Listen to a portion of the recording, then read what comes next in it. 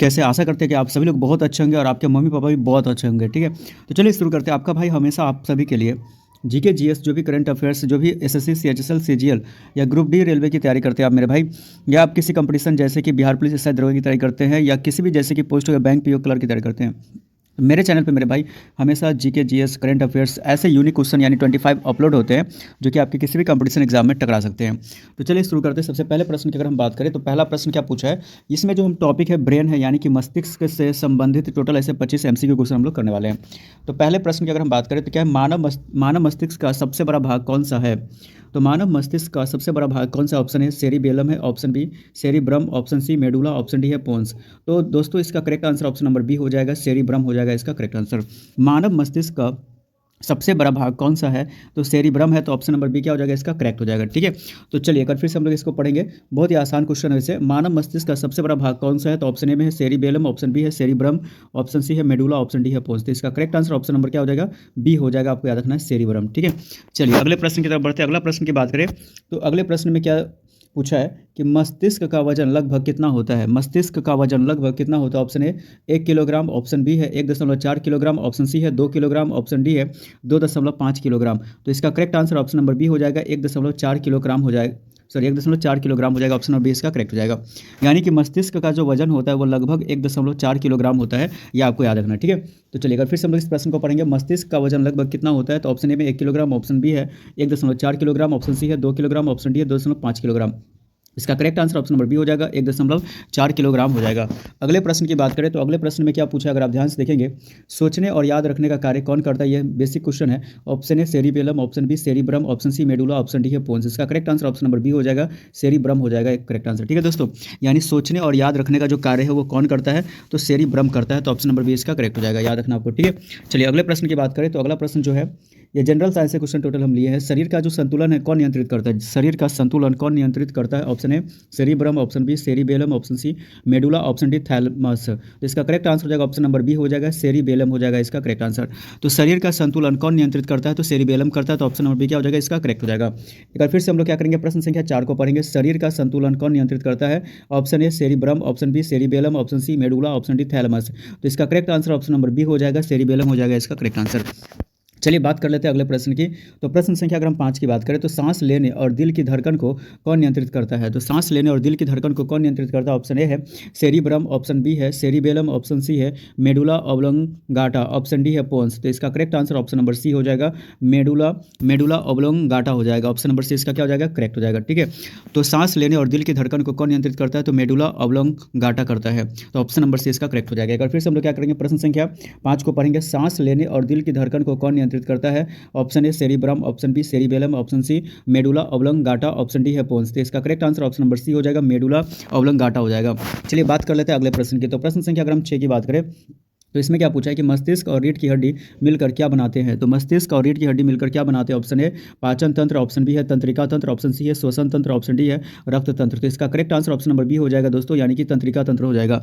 मस्तिष्क और रीढ़ की हड्डी मिलकर क्या बनाते हैं? तो तंत्रिका तंत्र बनाते हैं, तो ऑप्शन नंबर बी क्या हो जाएगा इसका करेक्ट हो जाएगा, ठीक है। तो चलिए प्रश्न संख्या 6 को हम लोग फिर से पढ़ेंगे। मस्तिष्क और रीढ़ की हड्डी मिलकर के क्या बनाते हैं? ऑप्शन ए पाचन तंत्र, ऑप्शन बी तंत्रिका तंत्र, ऑप्शन सी श्वसन तंत्र, ऑप्शन डी रक्त तंत्र। तो इसका correct answer option number B हो जाएगा, तंत्रिका तंत्र हो जाएगा इसका करेक्ट आंसर। चलिए अगले प्रश्न की बात करते हैं। प्रश्न संख्या अगर हम 7 की बात करें तो अगले प्रश्न में क्या पूछा कि न्यूरॉन क्या है? न्यूरॉन क्या है? तो ऑप्शन ए में मांसपेशी, ऑप्शन बी रक्त कोशिका, ऑप्शन सी है तंत्रिका कोशिका, ऑप्शन डी है हड्डी कोशिका। इसका correct answer option number C हो जाएगा, तंत्रिका कोशिका हो जाएगा इसका करेक्ट आंसर। न्यूरॉन क्या है? तो न्यूरॉन जो है वो तंत्रिका कोशिका होता है, तो ऑप्शन नंबर सी मेरे भाई आपको याद रखना है, ठीक है। अगर प्रश्न पूछता है कि न्यूरॉन क्या है तो न्यूरॉन एक तंत्रिका कोशिका होता है, तो ऑप्शन नंबर सी इसका करेक्ट हो जाएगा, तंत्रिका कोशिका, ठीक है। तो इसका ऑप्शन नंबर सी आपको याद रखना, तंत्रिका कोशिका, ठीक है। न्यूरॉन क्या है? तो तंत्रिका कोशिका। अगले प्रश्न की बात करें तो प्रश्न संख्या अगर हम 8 की बात करें तो प्रश्न संख्या 8 में क्या पूछा है कि न्यूरॉन का कौन सा भाग संदेश ले जाता है?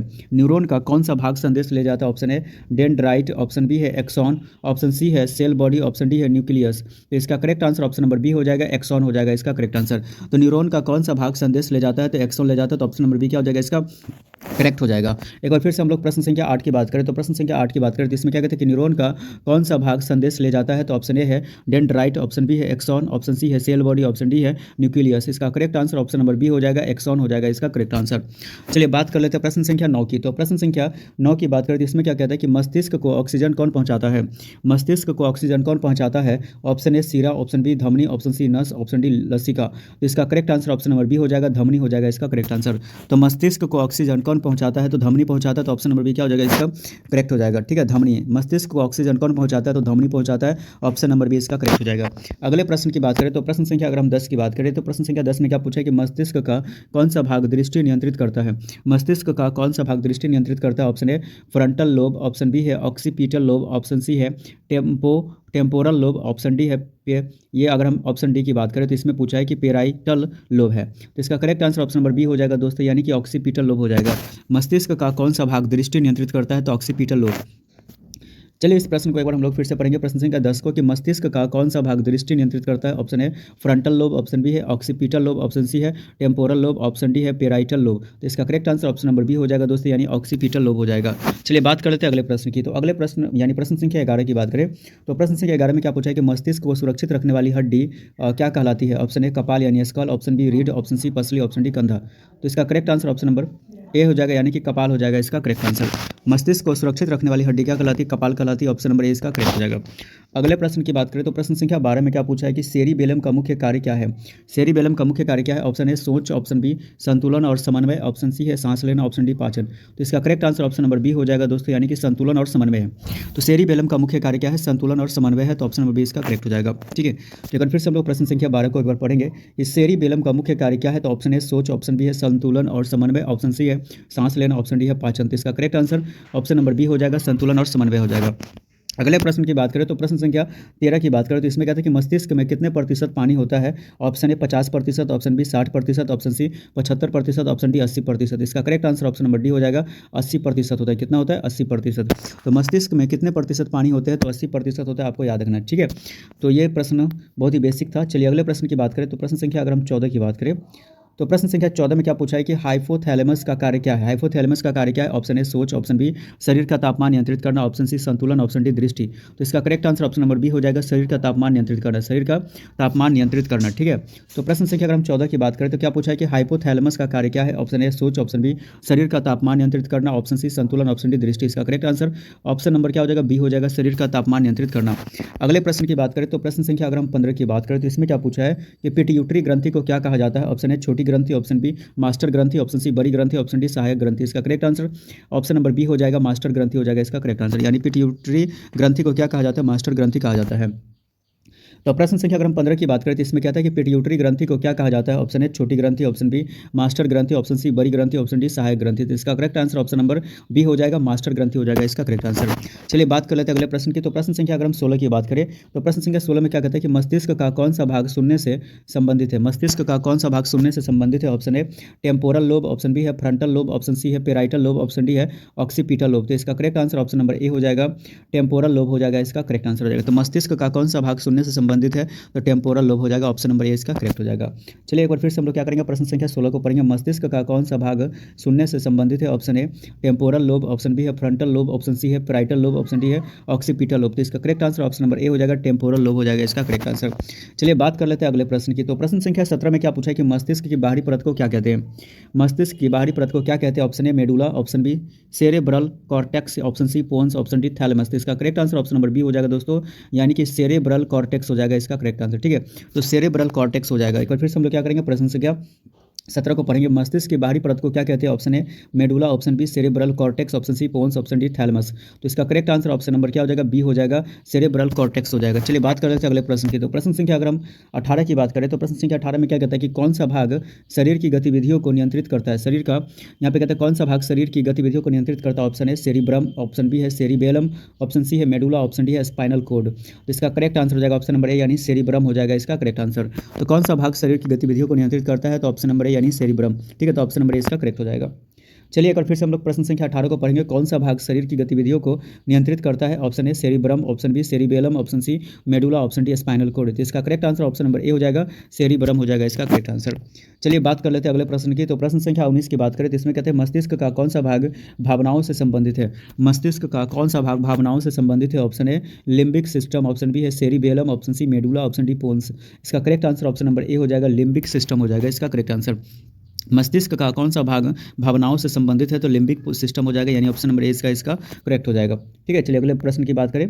तो प्रश्न संख्या 20 में क्या पूछा है कि न्यूरॉन के बीच संपर्क को क्या कहते हैं? न्यूरॉन के बीच संपर्क को क्या कहते हैं? Option A junction, option B है सिनैप्स, ऑप्शन सी है कनेक्शन, ऑप्शन डी है लिंक। तो इसका correct answer option number B हो जाएगा, सिनैप्स हो जाएगा इसका करेक्ट आंसर।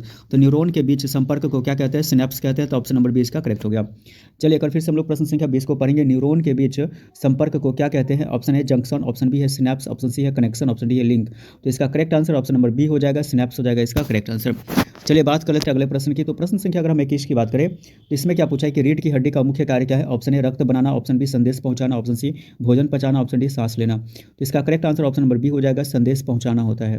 तो रीढ़ की हड्डी का मुख्य कार्य क्या है? संदेश पहुंचाना। तो ऑप्शन नंबर बी इसका करेक्ट हो जाएगा। एक बार फिर से हम लोग प्रश्न संख्या 21 को पढ़ेंगे। रीढ़ की हड्डी का मुख्य कार्य क्या है? ऑप्शन ए रक्त बनाना, ऑप्शन बी संदेश पहुंचाना, ऑप्शन सी भोजन पचाना, ऑप्शन डी सांस लेना। तो इसका correct answer option number B हो जाएगा, संदेश पहुंचाना हो जाएगा। चलिए बात कर लेते हैं अगले प्रश्न की। तो प्रश्न संख्या अगर हम 22 की बात करें तो मस्तिष्क के कितने मुख्य भाग होते हैं? Option A 2, option B 3, option C 4, option D 5। तो इसका correct answer option number B हो जाएगा, यानी कि 3 हो जाएगा। मस्तिष्क के कितने मुख्य भाग होते हैं? तो 3 मुख्य भाग होते हैं, option number 3 sorry option number B हो जाएगा, यानी 3 याद रखना को। ठीक है, अगले प्रश्न की बात करें तो अगला प्रश्न क्या पूछा है कि कौन सा भाग निर्णय लेने में मदद करता है? तो कौन सा भाग निर्णय लेने में मदद करता है? Option A frontal lobe, option B है टेम्पोरल लोब, ऑप्शन सी है पैराइटल लोब, ऑप्शन डी है ऑक्सीपिटल लोब। तो इसका correct answer option number A हो जाएगा दोस्तों, यानी फ्रंटल लोब हो जाएगा इसका करेक्ट आंसर। ठीक है, यानी कि कौन सा भाग निर्णय लेने में मदद करता है? तो फ्रंटल लोब, यानी ऑप्शन नंबर ए इसका करेक्ट हो गया। चलिए अगर फिर से हम लोग प्रश्न संख्या 23 को पढ़ेंगे। कौन सा भाग निर्णय लेने में मदद करता है? Option A frontal lobe, option B है टेम्पोरल लोब, ऑप्शन सी है parietal lobe, option D occipital lobe. तो इसका correct answer option number A हो जाएगा, यानी कि फ्रंटल लोब हो जाएगा इसका करेक्ट आंसर। चलिए बात कर लेते हैं अगले प्रश्न की। तो प्रश्न संख्या 24 में क्या पूछा है कि न्यूरॉन में सूचना किस रूप में जाती है? न्यूरॉन में सूचना किस रूप में जाती है? ऑप्शन ए रासायनिक, ऑप्शन बी विद्युत संकेत, ऑप्शन सी ध्वनि, ऑप्शन डी प्रकाश। तो इसका correct answer option number B हो जाएगा, विद्युत संकेत हो जाएगा इसका करेक्ट आंसर। न्यूरॉन में सूचना किस रूप में जाती है? तो विद्युत संकेत में जाती है। तो ऑप्शन नंबर बी क्या हो जाएगा इसका करेक्ट हो जाएगा। चलिए अगले प्रश्न की बात करें तो अगला प्रश्न जो है इस मेरे भाई, अगर अभी तक आपने भाई को सपोर्ट नहीं किया है दोस्त, अगर देखिए मेरे चैनल पर हमेशा जीके जीएस करंट अफेयर्स से संबंधित ही क्वेश्चन आते रहते हैं। तो आपका भाई हमेशा आपके लिए अच्छे अच्छे क्वेश्चन लाते हैं जो कि आपके किसी भी कंपटीशन एग्जाम में वो 100% यूनिक क्वेश्चन होता है, जो आपको किसी भी कंपटीशन में टकराने की 100% गारंटी है। तो बेसिक क्वेश्चन होता है, नॉर्मल क्वेश्चन होता है, जो क्वेश्चन जो इंपॉर्टेंट होता है वही हम करवाते हैं, ज़्यादा एक्स्ट्रा क्वेश्चन नहीं होता है। तो मेरे भाई चैनल को जरूर सपोर्ट करें, अपने भाई को सपोर्ट करें और ज़्यादा से ज़्यादा वीडियो को शेयर करें और उन लोगों के पास वीडियो को शेयर करें जो कंपटीशन की तैयारी करते हैं। तो चलिए शुरू करते हैं। अगर हम इस वीडियो का सबसे लास्ट प्रश्न है 25 यानी 25वें नंबर प्रश्न की बात करें। मानव शरीर का नियंत्रण केंद्र क्या है? ऑप्शन ए हृदय, ऑप्शन बी मस्तिष्क, ऑप्शन सी फेफड़ा, ऑप्शन डी यकृत। तो इसका correct answer option number B हो जाएगा, मस्तिष्क हो जाएगा इसका करेक्ट आंसर। ठीक है, तो यहाँ प्रश्न पूछा है कि मानव शरीर का नियंत्रण केंद्र क्या है? तो मस्तिष्क है, ऑप्शन नंबर बी इसका करेक्ट हो गया। ठीक है, तो यानी मानव शरीर का नियंत्रण केंद्र क्या है? तो मस्तिष्क है। तो चलिए मिलते हैं नेक्स्ट वीडियो, तब तक के लिए बाय बाय।